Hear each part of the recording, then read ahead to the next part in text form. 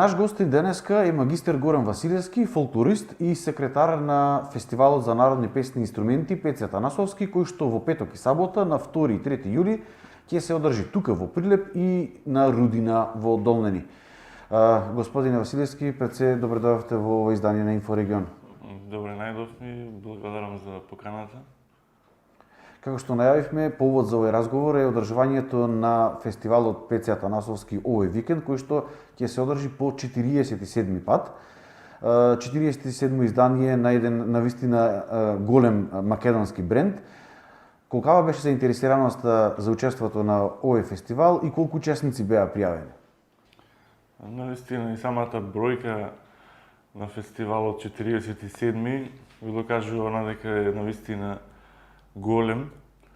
Имавме оваа година над 600 пријавени учесници, меѓутоа со оглед и на времетраењето на фестивалските вечери, со оглед и на финансиите, моравме да направиме на поголема рестрикција, така да можем да кажем упола е бројот, значи околу 350 учесници ќе настапуваат поделени во фестивалските вечери во Прилеп и во Долнени. Како се одвиваше селекцијата оваа година? Знаеме дека се уште се наоѓаме во пандемија, иако можеби на залезот од пандемијата, тоа не знаеме, никој не знае да каже. Дали се одвиваше онлайн или сепак имавте и друга можност некако да ја извршите оваа селекција, како што кажавте, од 600 на 350 учесници? Во селекторската комисија, кој председател ни е професор доктор Рона Величковска, магистер Стојан Чекостов и јас. Знаете како, пошто сепак е 47 фестивал, голем дел од учесниците веќе ги знаеме оние нивниот континуитет, каков е способности на пеење и инструментирање. Повеќето беа и по телефонски, меѓутоа имаше и случаи каде што мора да одиме на терен, да ги слушниме учесниците, да утврдиме дали навистина можат да учествуваат, бидејќи е навистина реномиран фестивал, можем да кажеме и единствен во државава од ваков карактер, значи за народни инструменти и песни. Така да беше комбинирана селекцијата и онлайн, и телефонски, и на терен, за разлика од годините каде што сето било на терен, значи со директен контакт. Навистина станува збор за една голема бројка кои што сакале да бидат дел од овој настан. Од каде се има учесници, од кои места, од кои градови од државата? Има буквално од секое место. На почетокот на годината ние испраќаме официјални покани најпрво до сите центри и домови за култура во сите градови. Најпрво тие самите ги координираат, значи луѓето од нивната околина, ни испраќаат известување или барање. Со тоа што ние правиме селекција кој може и кој не, меѓутоа сепак, буквално да кажам повторно, од секое место, секој град, секој поднебје опфатено од државата, да може пред публиката и во Прилеп и во Долнени да се прикажи фолклорот буквално од целата држава. Имаме повеќе групи, индивидуалци?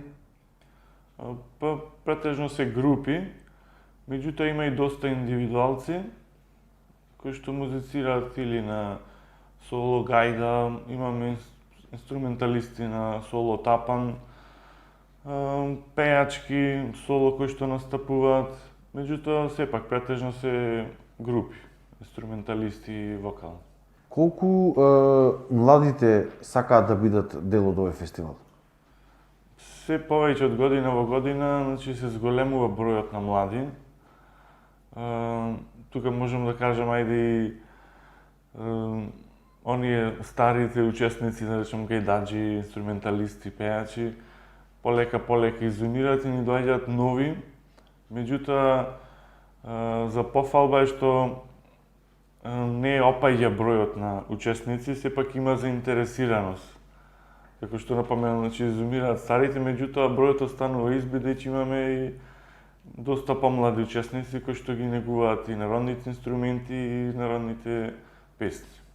Пред извесен период беше некако тешко да се најдат млади кои што ќе бидат дел од овој фестивал, но некако сега фолклорот станува се поатрактивен за младите. Зошто тоа е така? Што е на што повторно ги враќа младите кон традицијата?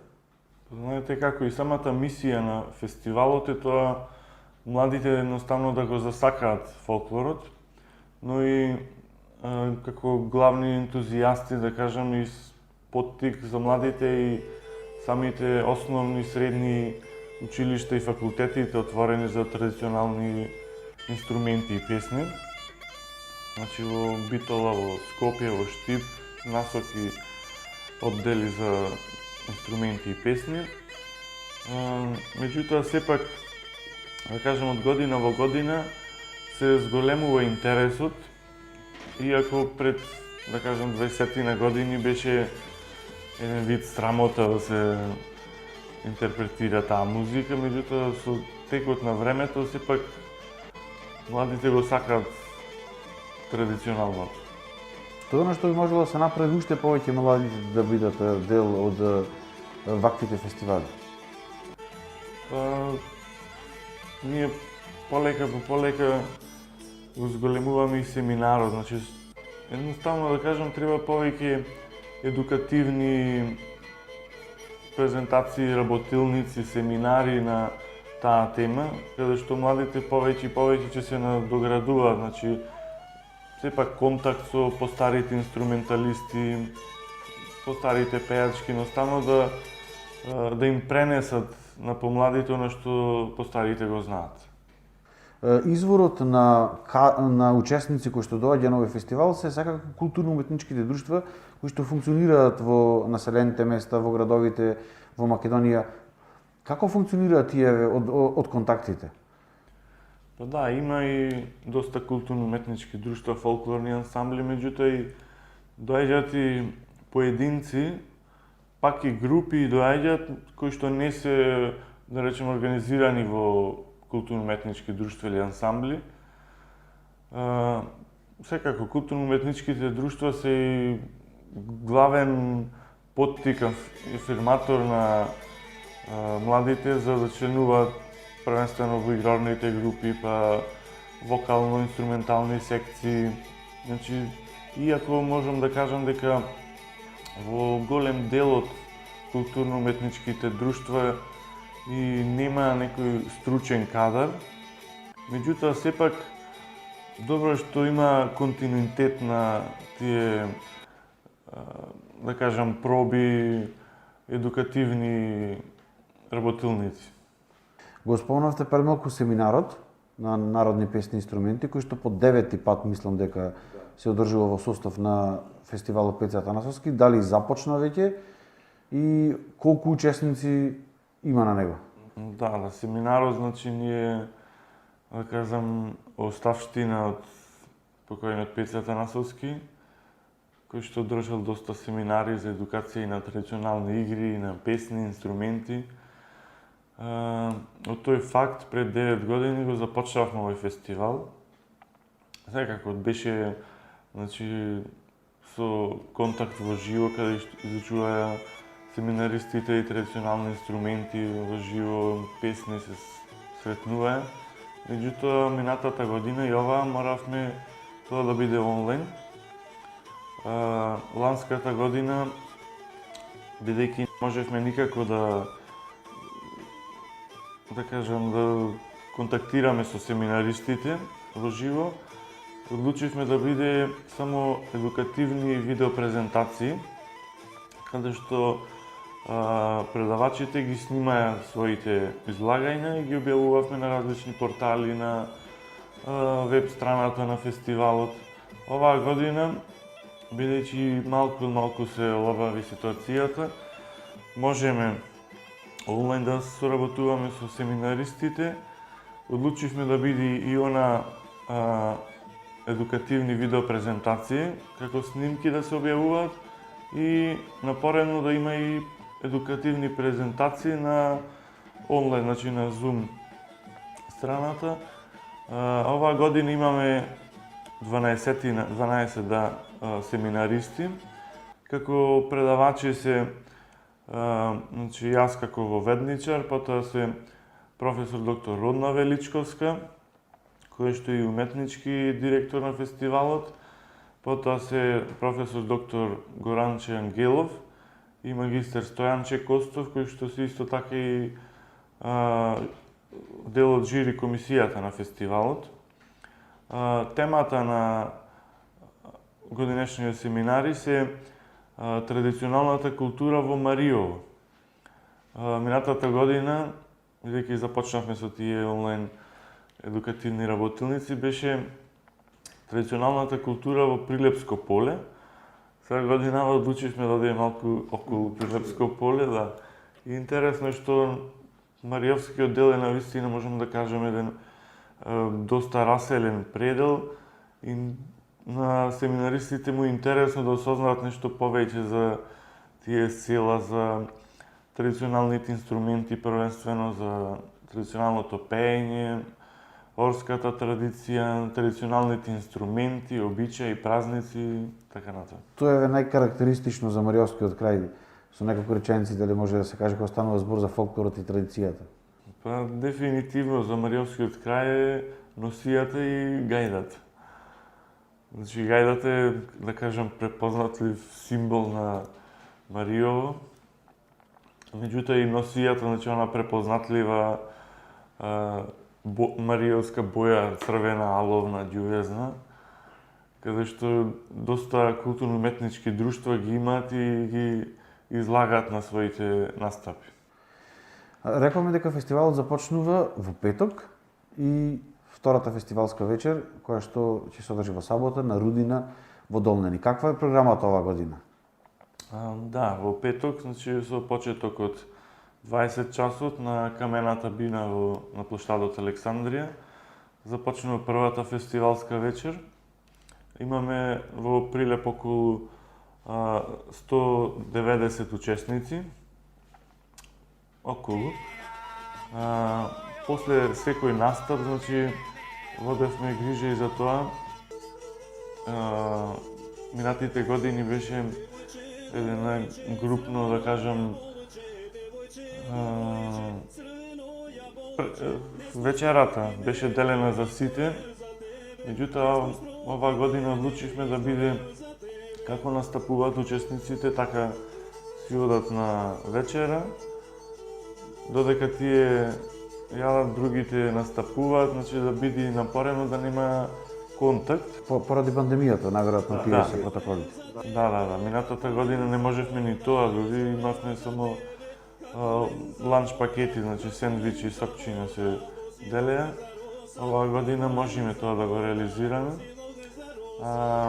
Втората фестивалска вечер е во Долнени, во амфитеатарот на Рудина, со почеток од 19 часот. И таму имаме повторно околу 150 учесници, значи и групи и поединци. Оно што може би најмногу на почетокот на овој фестивал допира до секој граѓанин кој што го слуша, беше дефилето, кога ќе продефилираат низ градските улици сите учесници, кога ќе се слушне звукот на гајдата, на тапанот, на зурлата. Дали годинава ќе имаме таква можност со дефиле или предвиден е некаков друг начин на отворање на фестивалот? Па да, на прво дефилирање низ чаршијата, низ плочникот. Меѓутоа не сме во можност оваа година да го реализираме тоа дефиле, првенствено заради пандемијата. Меѓутоа одлучивме да биде, како и изминатите 2-3 години, како пунктови, каде што пред почеток на фестивалската вечер, учесниците веќе припремени, значи, во своите носи инструменти, ќе прават еден, да кажам, настап пред различни пунктови, пред Центарот за култура Марко Цепенков, пред споменикот на Крали Марко, пред споменикот на Пеца Танасовски. Значи, околу 20 на минути, пола сат ќе има мини концерт или едноставно увежбување на инструменталистите, заеднички групирање, ора, песни.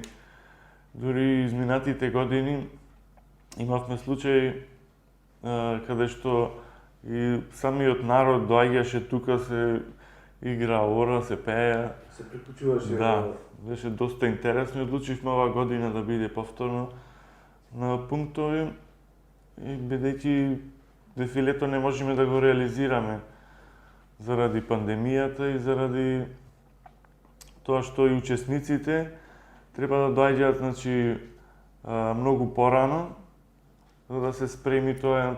Јас памтам и се увежбуваше дефилето на, значи, она корачање, да кажам, по улиците, по плочникот. Се надеваме од наредните години ќе биде и тоа возможно. Да се надеваме дека набрзо, односно наредна година, дека ќе се вратиме по-старо и повторно ќе го имаме она препознатливо дефиле. Дали ова година се предвидени некои новини за фестивалот? Па, како новини, значи, тука ни е симпозиумот, научниот симпозиум, каде се 11 еминентни професори, доктори, кои што имаат своје излагање со своји трудови. Темата на овогодинешниот симпозиум е, мислам, на симпозиумот изминативе 2-3 години е фолклорот во минатото и денес. Имаме навистина доста богати трудови, кои што ги припремаат, значи, доста етнолози, лингвисти, доста еминентни, да кажам, професори, кои што можат да сето тоа и го припремаме во еден зборник на трудови, кој што го објавуваме.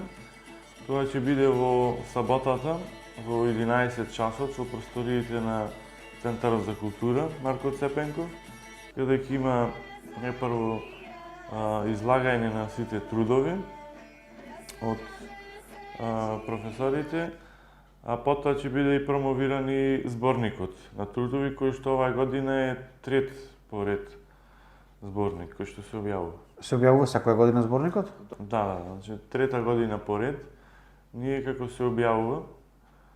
Имаме доста одзив каде што, мислам, се користи за понатамошна употреба, се дели зборникот на институции, на библиотеки, на институти, музеи, каде што навистина идните генерации можат доста да користат од тие трудови. Низ годините секогаш имало и по некоја група или повеќе групи учесници од странство. Дали ова година ќе има гости од странство или пандемијата сепак ги спречи повторно? Нажалост, изминативе неколку години не бевме во можност да го реализираме тоа. Првенствено што, ајде да кажем, од финансиски причини. Потоа, знаеме дека покојниот Пеце Атанасовски доста групи покануваше од странство. Меѓутоа, со текот на времето, овој фестивал се трансформира како републички фестивал, каде што учесници се исклучиво од државата, меѓутоа сме со тенденција да прераснеме во меѓународен фестивал.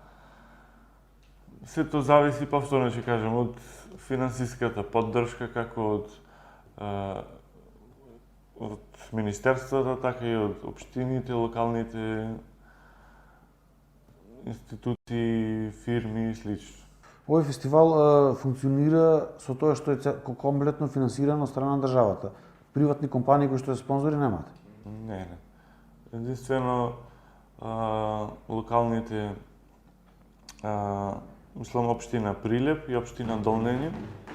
Општина Прилеп финансира дел од настапот од фестивалската вечер во Прилеп, додека општина Долнење дел од настапот во амфитеатарот на Рудина и секако како традиционално ја набавува таа главната награда, значи гајдата на ПЕЦ, која се доделува на најдобриот гајдаџи. Колку награди оваа година се предвидени? Како и секоја година имаме 10 статуетки, кои што се доделуваат и на групи, и на поединци, значи кои што имале најдобар настап. Имаме и главната награда Гран При, повторно голема статуетка со Пеца Атанасовски и како, да кажам, главна награда за гајдаџиите, бидејќи мора да добие некој гајдаџија, е таа гајдата на Пеце, која доделува општина Долнени, меѓутоа сепак според онај најдобриот гајдаџија, сепак тој е од државата и, како да кажам, го афирмира ликот на Пеце и самиот фестивал. Спомнавме дека се финансира комплетно со државна помош и со помош на општините кои што набавуваат и дел од наградите како што е гајдата на Пеца Атанасовски. Дали се доволни овие средства за фестивалот и дали може да се открие со колку пари се одржува овој фестивал? Знаете како, минатите години имавме доста помалку финансии од оваа година и повторно се одржа. Значи, колку повеќе финансии, толку поголеми, да кажеме, значи можеме учесници од странство, поголем број на семинаристи, поголем број на учесници на симпозиумот би имало. Значи, секоја година настојуваме да се одржи онај континуитет на фестивалот во рамките на финансиските средства кои што ни се. Секако, колку поголеми финансии, толку побогата програма, толку по-голем фестивалот, повеќе учесници, повеќе групи. Ние едноставно најдуваме можност со оние финансии кои што ни се даваат да го организираме и да го реализираме фестивалот. Меѓутоа никогаш не е доста. Треба ли повеќе средства не само да се одржи тој континуитет како што го викате, него да има и раст и развој на фестивалот, односно секоја година се воведуваат некој вид на новини? Да, во секој случај, да. Изминатите пред 10 години, значи имаше и смештај за учесниците, престојуваја тука во Прилеп. Меѓутоа, не сме во можност тоа да им го обезбедиме, така да останува само на вечера или ручек за учесниците. Сепак во рамките на финансиските можности, тоа е тоа. Како што спомнавте, ова е единствен ваков фестивал од овој калибар кој што се одржува во Македонија. Го започна покојниот Пеца Атанасовски, чие име што и сега го носи фестивалот. Дали ја продолжуваме како генерација таа визија, тој сон кој што го имаше Пеца Атанасовски, народните песни инструменти да станат оној препознатлив код на македонецот? Така. Значи, навистина, да кажам, треба да биде голем човек за да кажам, да му текне да започне овој фестивал, најпрво. Кога почнал фестивалот, буквално оделе од село во село, барале учесници, гајдаџи, инструменталисти да учествуваат на фестивалот. Денеска сме во таа можност да бираме кој да учествува. Секако и тука и семинарот, да кажам, кој што го започнал Пеца Атанасовски, полека го продолжуваме ние тој континуитет. Да, има континуитет, сме со надеж дека повеќе ќе порасни, ќе се афирмира фестивалот. Меѓутоа, доволно е она што самите граѓани знаат кој е фестивалот, самите години го покажуваат тоа, значи ние се малку 47 години, да се одржува континуитет и постојано да се има учесници, групи, оние кои што го сакаат фестивалот и доаѓаат и го посетуваат. Василевски, ви благодарам за учеството во овој интервју. Уште еднаш да кажеме дека фестивалот се одржува во петок и во сабота, на 2 и на 3 јули. И она што, како што кажавме, најмногу радува е тоа што има голем број млади учесници на фестивалот кои што ќе ја продолжат таа визија, тој сон и дека нашата традиција и култура и понатаму ќе живее во идните генерации. Така, благодарам и вас на поканата. Ги очекуваме гледачите на овој портал да бидат гости на фестивалските вечери во Прилеп и во Долнеј. Токму така, драги гледачи, имавте можност да слушнете што се ќе има на овогодинешниот 47-ми фестивал Пеци Атанасовски. Ја уште еднаш покана до сите вас кои што гледате овој интервју. Петок во 20 часот започнува фестивалот на Камената бина во Прилеп, како што кажа и мојот соговорник, господинот Василевски, претходно 20 на минути половина час ќе имате можност да ги видите и групите кои што ќе бидат распределени на неколку пунктови во центарот на Прилеп, така да еве уште еднаш покана, бидете дел од овој навистина интересен настан. Се гледаме во наредното издание на емисијата Инфорегион.